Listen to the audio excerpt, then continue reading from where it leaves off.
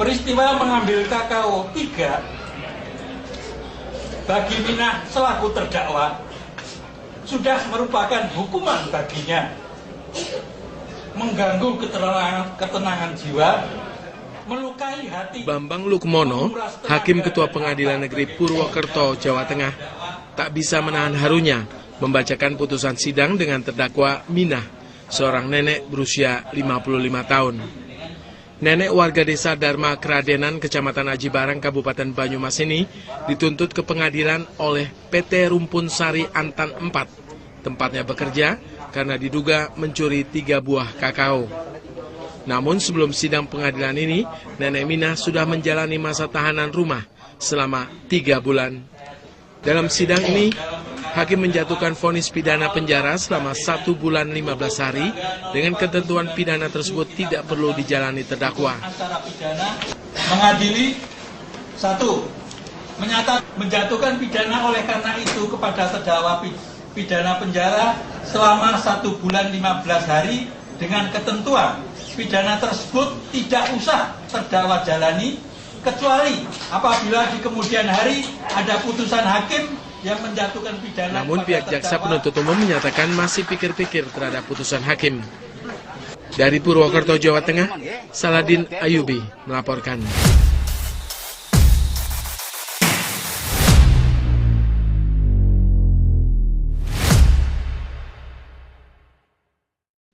Assalamualaikum warahmatullahi wabarakatuh. Shalom, Om Swastiastu, Namo Buddhaya, salam kebajikan bagi kita semua. Perkenalkan, nama saya Muhammad Raka Arkesya. Saya adalah mahasiswa Fakultas Hukum Universitas Tarumanegara dengan NIM 205230258. Saya dari kelas C.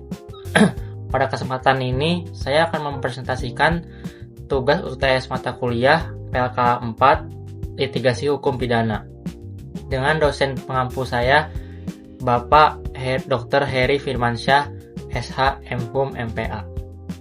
Pada video kali ini, saya akan mempresentasikan sekaligus menganalisis sebuah putusan yang sangat menarik dan sempat menjadi perhatian publik, yaitu putusan nomor 247-B/2009-PN.PWT tentang kasus pencurian kakao oleh Nenek Minah.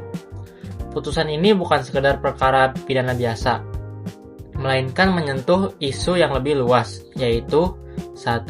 Hubungan antara hukum dan keadilan, serta bagaimana hakim menyeimbangkan aspek yuridis dan aspek kemanusiaan. Bayangkan, seorang nenek berusia 55 tahun, seorang petani sederhana yang hidup dari hasil kebun, dari alam, dari kerja keras setiap hari. Suatu hari, ia mengambil 3 buah kakao dari sebuah perkebunan. 3 buah, nilainya sangat kecil, bahkan mungkin tidak sampai harga 1 kali makan di kota. Namun, peristiwa kecil itu tuh berubah menjadi perkara hukum. Ia dilaporkan, diproses, dan diadili di pengadilan. Bayangkan seorang nenek harus duduk di kursi pesakitan, menghadapi proses hukum yang rumit dan menakutkan.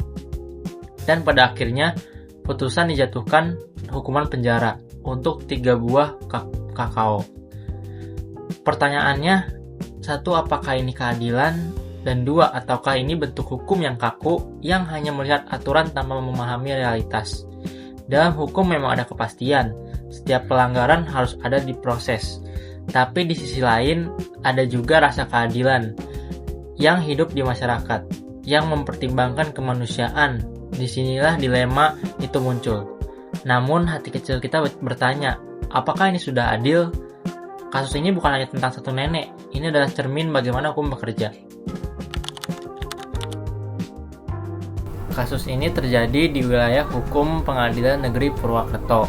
Terdakwanya adalah seseorang perempuan bernama Minah alias Nyonya S, berusia 55 tahun sebagai petani dengan latar belakang ekonomi yang sangat sederhana. Pada tanggal 2 Agustus tahun 2009, terdakwa mengambil 3 buah kakao di perkebunan milik PT RSA 4. Tindakan tersebut dilakukan tanpa izin secara diam-diam, dengan tujuan untuk dijadikan bibit tanaman, bukan untuk dijual. Namun, sebelum sempat membawa hasil tersebut, terdakwa tertangkap oleh petugas perkebunan. Akibatnya, 1 terdakwa diproses secara hukum. 2 perusahaan mengklaim kerugian sekitar 30.000. Dari sini kita sudah bisa melihat adanya ketimpangan antara nilai kerugian dan proses hukum yang dijalankan. JPU atau Jaksa Penuntut Umum mendakwa terdakwa dengan pasal 362 Kitab Undang-Undang Hukum Pidana tentang pencurian. Unsur-unsur dalam pasal tersebut adalah barang siapa mengambil barang milik orang lain dengan maksud memiliki secara melawan hukum. Dalam persidangan, unsur-unsur ini dianalisis satu persatu oleh hakim. Hasilnya, 1. Terdakwa terbukti sebagai subjek hukum. Yang kedua, tindakan mengambil terbukti. 3. Barang milik perusahaan. Yang keempat, dilakukan tanpa izin dan melawan hukum.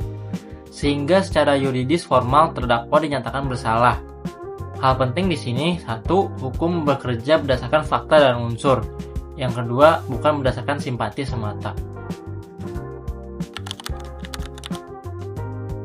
Namun yang membuat putusan ini menarik adalah cara hakim mempertimbangkan perkara ini. Hakim tidak hanya melihat perbuatannya, tetapi juga 1. Kondisi pelaku, 2. Dampak sosial, dan rasa keadilan masyarakat. Hal-hal yang memberatkan tidak ditemukan secara signifikan. Hal-hal yang meringankan, 1. Terdakwa sudah lanjut usia. 2. Berasal dari golongan yang ekonominya lemah. 3. Baru pertama kali melakukannya dan menyesali perbuatannya. Terakhir, tujuan mengambil kakao adalah untuk bibit.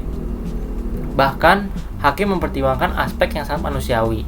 1. Bahwa bagi terdakwa, 3 buah kakao sangat berarti. Yang kedua, sedangkan bagi perusahaan, kerugiannya sangat relatif kecil. Ini menunjukkan bahwa hakim tidak sepenuhnya menutup mata terhadap realitas sosial. Selain itu, hakim juga mempertimbangkan reaksi masyarakat dan media yang menunjukkan adanya simpati publik terhadap terdakwa.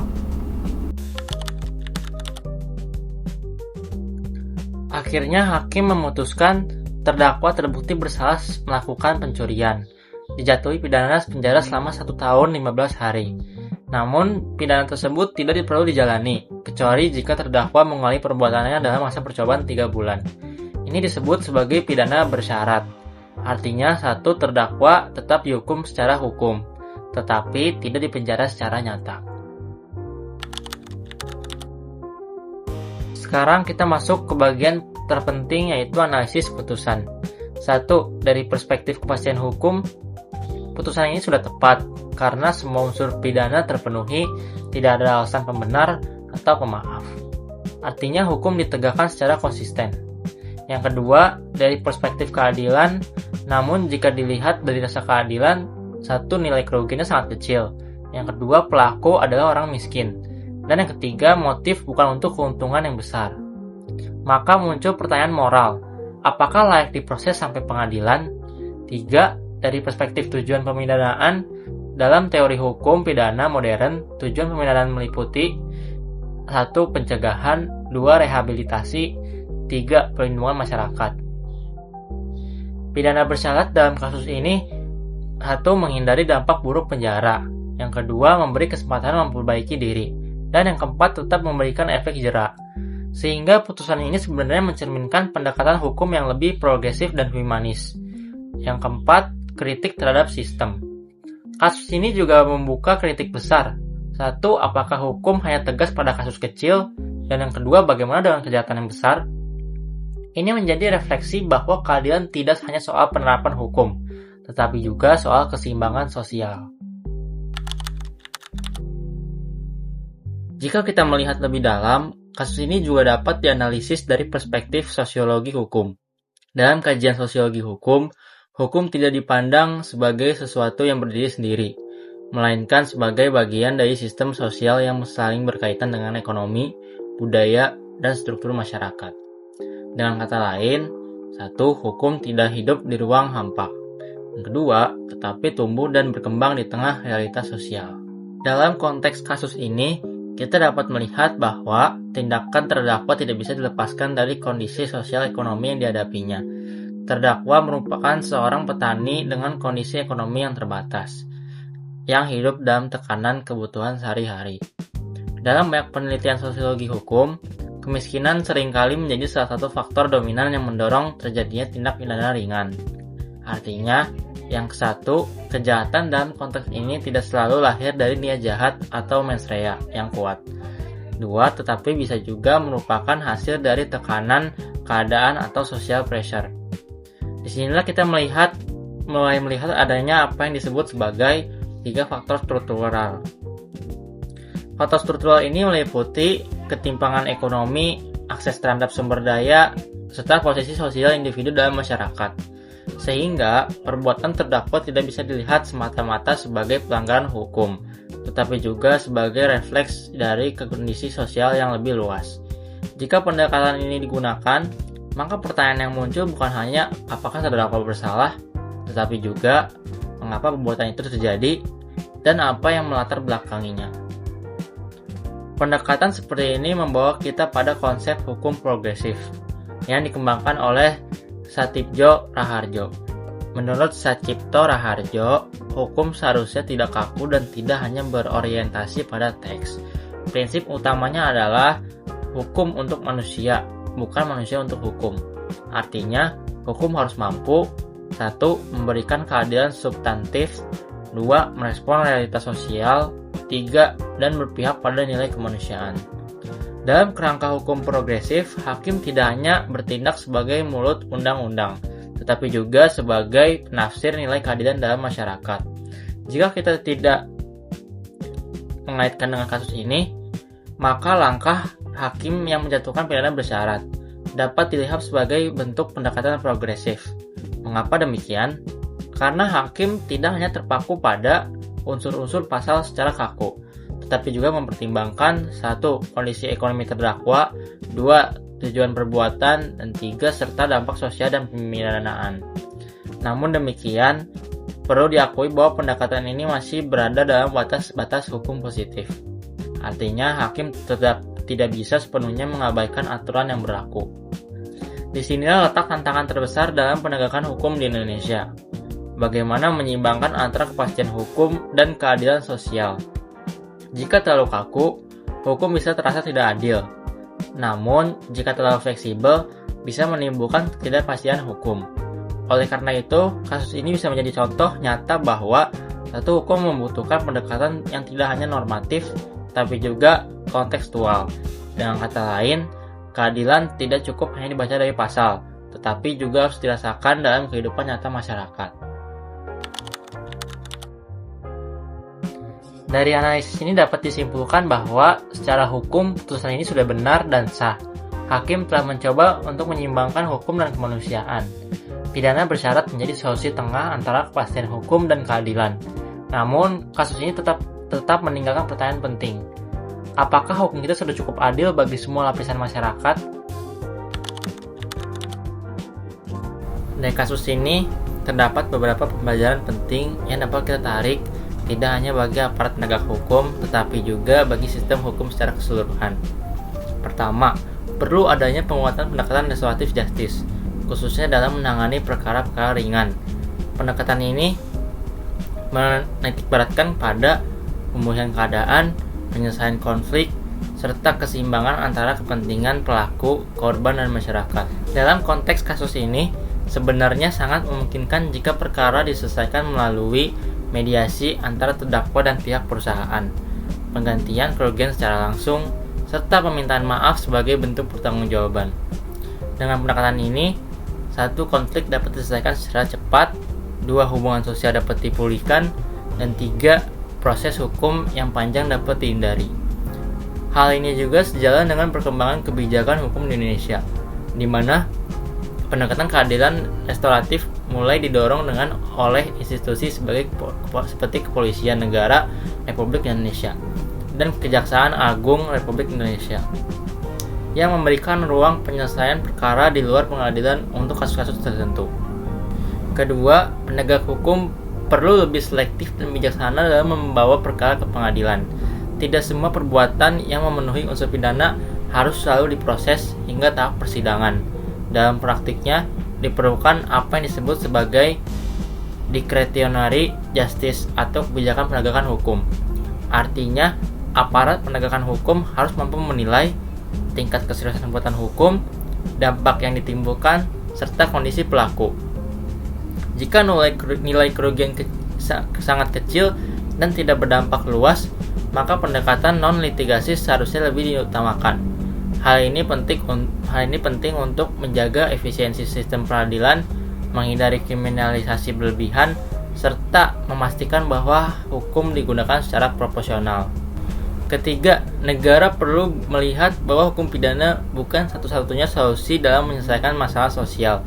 Kasus ini menunjukkan bahwa kemiskinan dan keterbatasan ekonomi dapat menjadi faktor pendorong terjadinya tindak pidana. Oleh karena itu, penanganan masalah seperti ini tidak cukup hanya dengan pendekatan hukum, tapi juga memerlukan kebijakan sosial, peningkatan kesejahteraan masyarakat, serta pemerataan akses terhadap sumber daya. Tanpa menyentuh akar permasalahan, maka hukum pidana hanya akan menjadi solusi sementara yang tidak menyelesaikan masalah secara mendasar. Keempat, perlu adanya peningkatan sensitif sosial dalam proses penegakan hukum. Aparat penegak hukum, baik polisi, jaksa, maupun hakim, perlu memiliki kepekaan terhadap kondisi sosial ekonomi pelaku, latar belakang perbuatan, serta dampak putusan terhadap kehidupan seseorang. Dengan demikian, penegakan hukum tidak hanya bersifat formal, tapi juga manusiawi. Kelima, kasus ini juga dapat menjadi momentum untuk membangun kembali kepercayaan masyarakat terhadap hukum. Hukum yang baik bukan hanya yang tegas, tetapi juga yang dirasakan adil oleh masyarakat. Jika masyarakat melihat bahwa hukum hanya tajam terhadap pelaku kecil, tetapi lemah terhadap pelaku besar, maka kepercayaan terhadap sistem hukum akan menurun. Sebaliknya, jika hukum mampu menunjukkan keseimbangan, maka legitimisme hukum akan semakin kuat. Dengan demikian, dari seluruh pembelajaran ini dapat disimpulkan bahwa hukum tidak boleh hanya berfungsi sebagai alat penghukuman, tapi juga sebagai sarana untuk memperbaiki, memulihkan, dan mencegah.